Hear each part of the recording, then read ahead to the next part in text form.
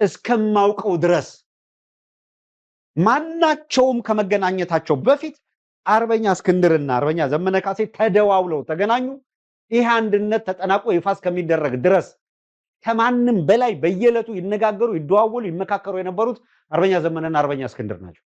የእስክንድር ደጋፊ ነኝ ብለህ ዘመነ ጋር፣ ዘመነ ደጋፊ ነኝ ብለህ እስክንድር ጋር ወርዋሬ የምታረግ ሰውዬ መታረጉ ምናምን ካላችሁ ለዚህ አንድነት ሀብታሙ አያሌው ሳይሆን ዘመነና እስክንድር ናቸው ተነጋግረው መጀመሪያውኑ ጥንስሱን መጣል ሌሎችን ማስተባበር ውስጥ የገቡት። እንደ አፋሕድ ስራ አስፈጻሚ እንኳን በዝርዝር ይሄ ከማለታቸው በፊት ሁለቱ እየተነጋገሩ ብዙ ርቀት ሂደዋል። ከዛ በኋላ እየተካተቱ ከሌሎች ጋር እየተመካከሩ ኮሚቴ አደራጅተው በኮሚቴ ንግግር እንደዛም ነው የቀጠሉት። ሂደት አለው፣ ፕሮሰስ አለው።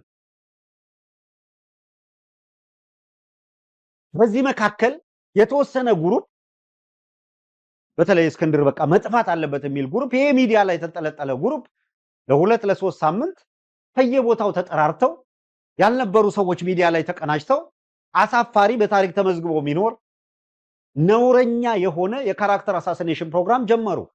ትክክል አይደለም ማለት ይሄንንም እንደነሱ ግን ስተት አንሰራም። እንደነሱ ግን በአማራ ትግል ላይ ወጥመድ አናስቀምጥም። እነሱ ተደራጅተው የሆነ አካልን ስላጠቁ እንደነሱ ተደራጅተን እነሱ የሚደግፉትን አካል ለማጥቃት እንድንንቀሳቀስ ነበር ፍላጎታቸው። ይሄ ሲሆን ላገዛዙ ምቹ ሁኔታ ፈጠሩለት ማለት ነው። በዚህ በኩል አንደኛ በራሳችን ጥንቃቄ ማድረግ ነው። ሁለተኛ ምንድነው የፈለጉት? እና አርበኛ እስክንድር ምንድነው የፈለጉት እናውቃለን። አቴኒ ኮስት አንድነቱ መምጣት አለበት የሚል አቋም ይዟል። ፕሮሰሱ መቀጠል አለበት ብሎ ይዟል። ከሱ በላይ እሱን ልተካ ምናምን የሚል አክተር መሆን ትክክል አይደለም። ሌላው ሁሉም አመራር ጋር ማየው ነገር ምንድነው? አቋም ይዘው ይሰሩና ሲያበቁ ሌሎች በተዛባ መንገድ ስለነሱ መናገር ሲጀምሩ ድምጻቸውን ያጠፋሉ። ይሄ ደግሞ ትክክል አይደለም። ቱቢኦነስ ለአማራ ትግል ታማኝ ከሆናችሁ በሁሉም ቦታ ያላችሁ አካላት በዚህ ሂደት ፕሮሰስ ውስጥ እስከ መጨረሻው ሂዳችሁ የሚጠበቅባችሁን ካረጋችሁ በኋላ የሆነ አካል እየደዋወለ ፕሬሸር ሲያረግባችሁ ሸብረክ ማለት፣ ስልክ ዘግቶ ጠፍቶ ምንም መልስ አለመስጠት፣ ከዛ ሙቀት ማዳመጥ፣ ይሄ ልክ አይደለም። ድርጅት እንደዛ አይደለም የሚጸናው። ሙቀት አታዳምጥ። ለቆምክለት ዓላማ ላመንክበት ዓላማ መሪ አመራር ሆነ መገኘት ነው በጀመርከው መንገድ። this is a principle ማለት ይሄ ነው በነገራችን ላይ።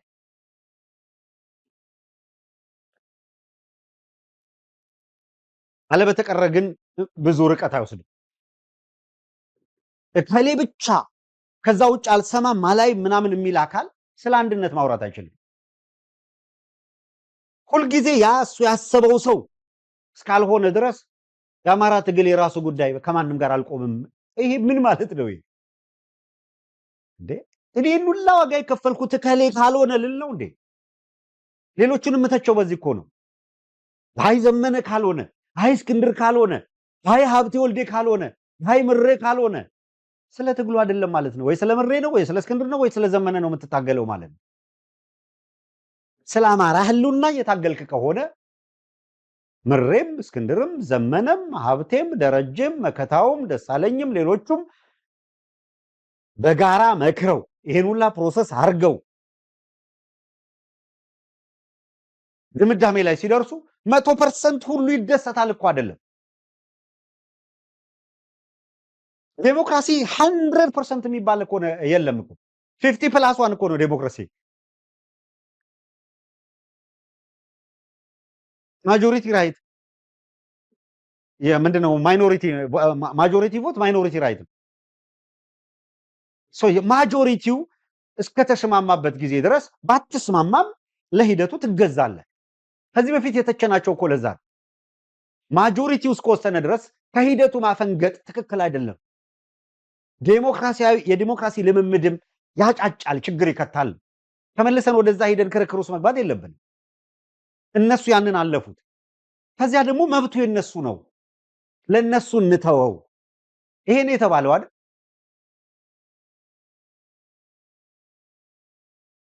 ምንም እኮ ፍጹምነት እኮ አይመጣም።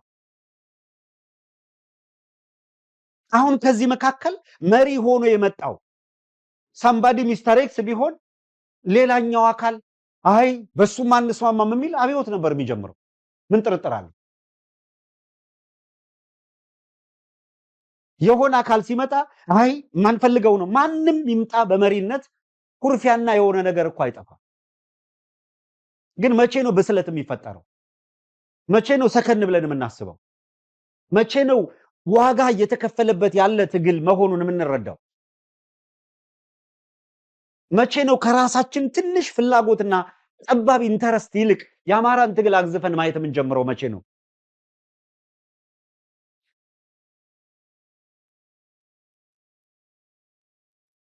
እኔ ለምሳሌ ቆይ እንደግፋችሁ እናግዛችሁ ብሎ የሚመጣ አካል ምላሴ ላይ ቃል ላይ ያስቀምጥ ከሆነ ለምንድን ነው የሚደግፈኝ? እኔ አምኖት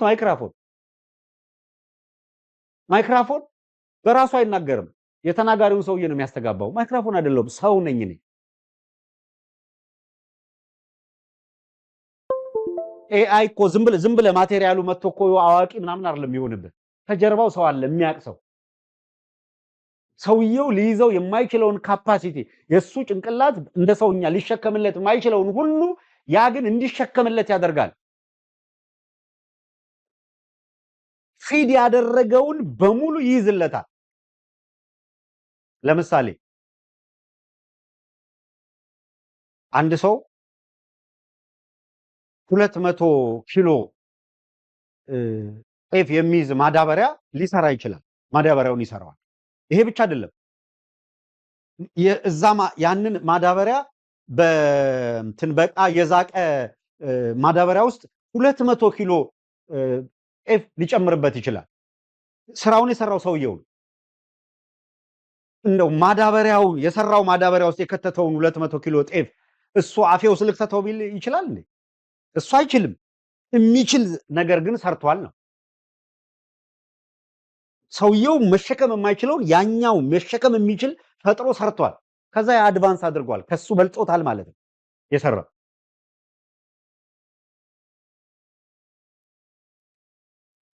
እኛ የምናስብ ሰዎች ነን፣ የምናገናዝብ ሰዎች ነን። የራሳችን ሐሳብ አእምሮ አለን። ከማንም ሰው ጋር ስትሰሩ ትላንት አንድ ወዳጄ ጋር እያልን ነበረ። አትሊስት 51 በመቶ ታስማማ አብረህ ትሰራለህ። 49 ቢጎድል እንኳን በ51% ትስማማለህ ማለት ነው። 100 አትስማማ መቼም 40 በ60 ከሆነ 30 በ70 ከሆነ 20 በ80 ከሆነ ያስቸግራል። እንዴት አድርገህ ባላንስ አድርገህ ልትሰራ ትችላለህ? በጣም ፍላጎት አልተገናኘም ብለህ ታስባለህ። እንደው ቢቻል አንድ በሚያረገ እየሰራህ መቀጠል አለብህ። የሆነ የማትፈልገው ነገር ሲጎልብህ አይ በቃ ወደኋላ አንተ የምትለው ሲሟላለህ ደግሞ የምትመጣ ከሆነ የሰው ፍላጎት ለማሟላት የሆነ ቡድን ፍላጎት ለማሟላት ነው ማለት ነው እዚህ ቆም። እንደዛ ከሆነ ለራሳችንም አንጠቅምም፣ ለእናንተም አንጠቅም፣ ለሁሉም ነው የምንለው። ሶ ሚዲያ የራሱ ነፃነት ያለው ሐሳብ ያለው ሆኖ መቀጠል ነው ያለበት። እዛ ላይ ኮንትሪቢዩት የሚያደርጉ አካላት ይሄ ሐሳብ ቢሆን ይሄ ቢሆን እያሉ ሐሳብ እያዋጡ ገንዘብ ብቻ ሳይሆን ሐሳብ ማዋጣት መመካከር ነው እንጂ የኔ ፍላጎት ካልሆነ መጀመሪያም የመጣው ፍላጎትን ለማስፈጸም ነው ማለት ነው። ያ ማለት ምን መሰላችሁ? ግዢ ነው ማለት እየገዛህ ነው ሰው ማለት ትክክል አይደለም። ይሄንማ አብይ እያደረገው ነው፣ እየተቃወመ ነው። አብይ ገዝቶ ይቀጠራቸዋል። አብይ በሉ የሚላቸውን ብቻ የሚሉለት በራሳቸው የማያስቡ ሲገደል ጥሩ ነው በሉ ይላቸዋል ይላሉ። የሆነ ነገር ሲደረግ በሉ ይላቸዋል ይላሉ። እሱን ሌላ ቦታ ሊገኝ ይችላል። በትኖትኛ ጋር ዋጋ ከፍለናል። እኛ ለነጻነት ዋጋ ከፍለናል። ከዛ ውጪ የትግሉ ሂደት ምን ይፈልጋል የሚለውን እናያለን። መቼም የአማራ ትግል አንድ ሳይሆን ይኑር ከሆነ እውነት ለመናገር በየሰርክልህ በየግሩፕ የየራስህን የየመንደርህን ይዘህ 40 ነጋሪት ይዘህ መዞር ነው ማለት ነው። ለምሳሌ ላምጣላችሁና ትግራይ ላይ አሁን 8 የፖለቲካ ድርጅት ተፈጥሯል። አንደኛው ተጠየቀ የባይቶ ነው። ለምንድነው 8 የተለያየ ድርጅት ከቅርብ ጊዜ ወዲህ ባለፉት 2 ዓመታት ፓርቲ ለጉድ እየተፈለፈለ ነው ትግራይ ላይ ለምንድነው ተብሎ ሲጠየቅ አይ ትግራይ ራሷን በራሷ አስተዳደር አታውቅም ማለት ምን ማለት ነው? ታዲያ ማን ነው ትግራይን ያስተዳደረው ሲባል ከአንድ አካባቢ የተውጣጡ ጨቁነው ነበር የሚገዙናል። አየው 40 ነጋሪት ያልናችሁ እኮ እሱ ነው። አየህ ኦህዴድ ትግራይን ብትንትኑን ለማውጣት የ40 ነጋሪት ፖለቲካ ትግራይ ላይ ተክሏል። ድንቁርና ውስጥ የገባችሁ የትግራይ ኤሊቶች አሁን ከገባችሁ ይግባችሁ፣ ካልገባችሁ ግን ትግራይ የሚባለው ትግራዋይነት የሚለውና ትግራይ የሚባለው በቃ እንዳልነበረ ሆኖ ድምጥማጡ እንዲጠፋ የሚያስችል ስትራቴጂ ነድፈው እቅድ አውጥተው ገንዘብ መድበው እየሰሩ ነው አለ። አንዳንዱ አልመሰለው።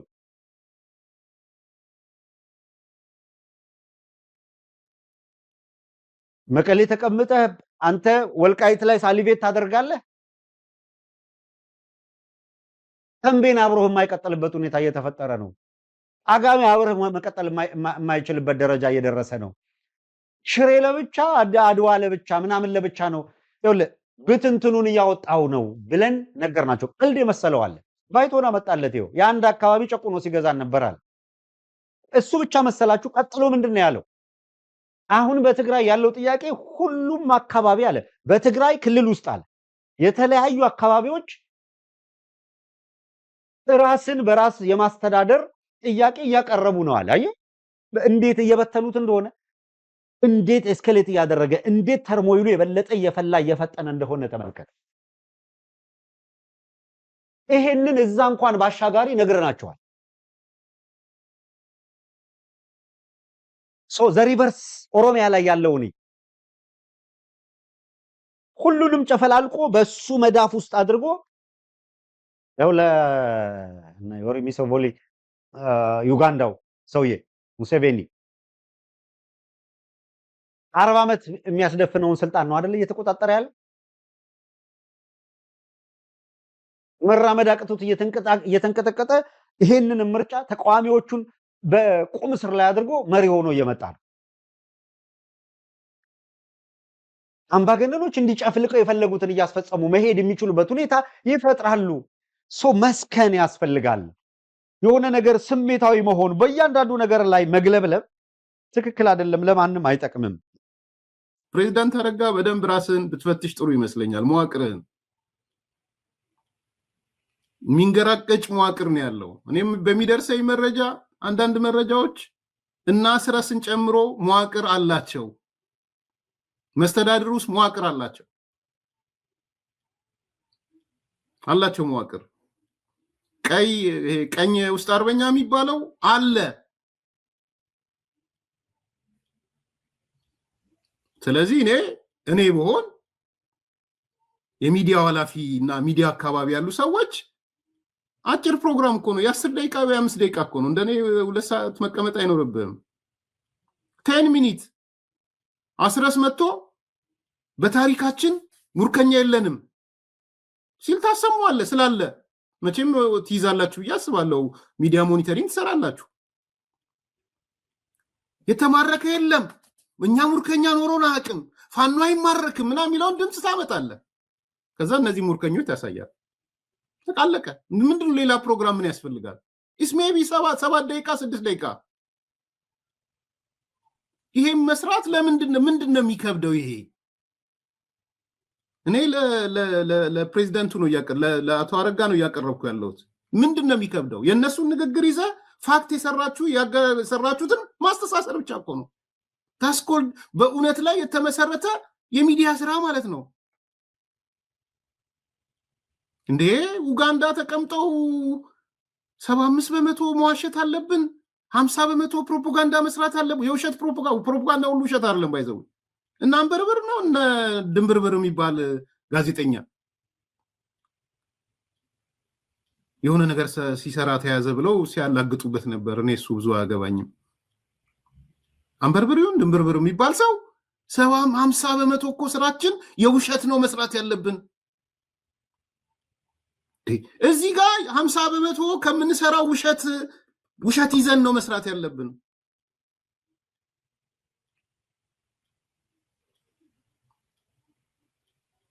እያለህ አንተ ፋክት ቤዝድ የሆነ አስረስ የሚባል ሰው መጥቶ በታሪካችን የኛ መዋቅር የኛ ፋኖ መማረክ እንጂ መማረክ አያውቅም ሲል እሱን ታመጣና አሁን ደግሞ የማረካቸውን አምጥተህ ይኸው ከፈለጉ ይካዷቸው፣ ልማዳቸው ነው መካድ። የኛ አይደሉም ኦሮሞዎች ናቸው ምን ይባሉ ያ ባህሪያቸው ስለሆነ እኔ ጉድ ነው የሰማሁት። ባይዘዌ በጣም ማአት ጉድ ነው የሰማሁት። በኋላ ነግራችኋለሁ እንዴት ውሸት ፋብሪኬት እንደሚሆን።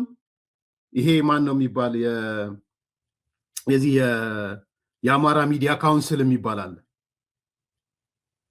የአማራ ሚዲያ ካውንስል አባል የሆነ እጁን የሰጠ ሰው አግኝቻለሁ ዛሬ። ማዛ እየሰማች ነው? እንዴት ውሸት ፋብሪኬት እንደምታደርጉ ወደ 12 የሚጠጉ ሚዲያዎች ናቸው እነግራችኋለሁ። 12 የሚጠጉ ሚዲያዎች ዩጋንዳ፣ አሜሪካ፣ አውሮፓ ተቀምጠው 12 ናቸው የአማራ ሚዲያ ካውንስል የሚል አቋቁመው እንዴት ውሸት ፋብሪኬት አድርገው ዲስትሪቢዩት እንደሚያደርጉ በተመሳሳይ ሰዓት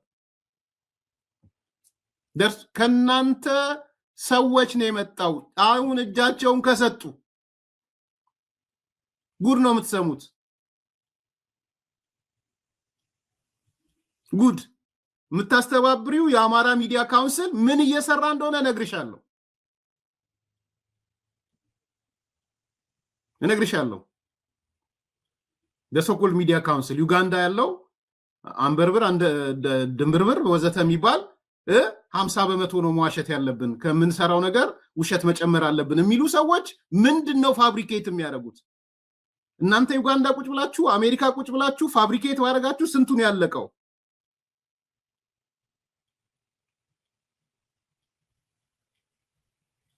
እና እኔ አሁንም የምጠይቀው እንደነ ፕሬዚደንት አረጋ ሚዲያውን የሚመራ ሰው ወይ ሰው መድቡ።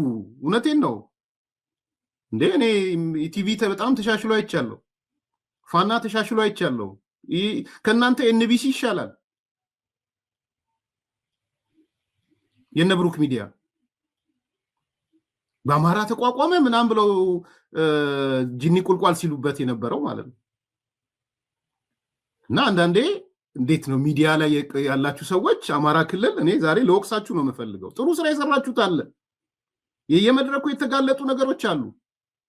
ነገር ግን አንዳንዴ እግር በእግር የሚባል ነገር አለ። ጦርነት ይሄ የህዝብ እንትን ውስጥ ነው ያላችሁት፣ እግር በእግር። ምክንያቱም ያሉት እነዚህ ሰዎች ምላሳቸው ላይ ነው ያሉት። ስራ መስራት ያለባችሁ ምላሳቸው ላይ ነው መስራት ያለባችሁ። ሰው ዛሬ ወጥቶ ዘመነ አስረስ አንድም አልተማረከም ፋኖ ተማርኮ አያውቅም በህይወቱ ሲል አይ ይኸው የተማረኩት ሰዎች በቃ አለቀ። ከፈለጉ እነሱ ባንዳ ነው እንደዚህ ነው ይበሉ። እና አንዳንዴ የሚሰራው ስራ ትንሽ ፌር አይደለም እውነት ለመናገር።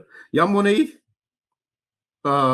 የጥምቀትን በዓል ለማደናቀፍ የሞከሩ ሰዎች ከ12 ከነ ሙሉ ትጥቃቸው በፎቶግራፍ የተደገፈ የኢትዮጵያ መከላከያ ማርኳቸዋል። ሶ ተደናቅፏል። ከዛ በተረፈ ደግሞ እጃቸውን እየሰጡ ያሉ አካላቶችም አሉ። እጃቸውን የሰጡ የሚዲያ አካላት ጎጃም የነበሩ በኋላ አነሳላችኋለሁ፣ እጃቸውን የሰጡ አሉ። ሌሎችም አስጨንቅ የሚባለውም ሻለቃ አስጨንቅ ከጎጃም ቀጠና እጁን ሰጥቷል። ስለነ ሻለቃ አስጨንቅም እነግራችኋለሁ ምን እንደነበረ ማለት። ስለዚህ ይሄ ትልቅ ነገር ነው ብዬ ነው ማስበው። ሰው ከበዓሉ ጋር በተያያዘ እውነት ለመናገር መንግስት መመስገን አለበት። የክልላዊ መንግስቱን ጨምሮ የጎንደር አስተዳደር መመስገን አለበት። የህዝቡ መመስገን አለበት። የጸጥታ ኃይሎች መመስገን አለባቸው። ለሰላም የሰራችሁ በሙሉ መመስገን አለባችሁ።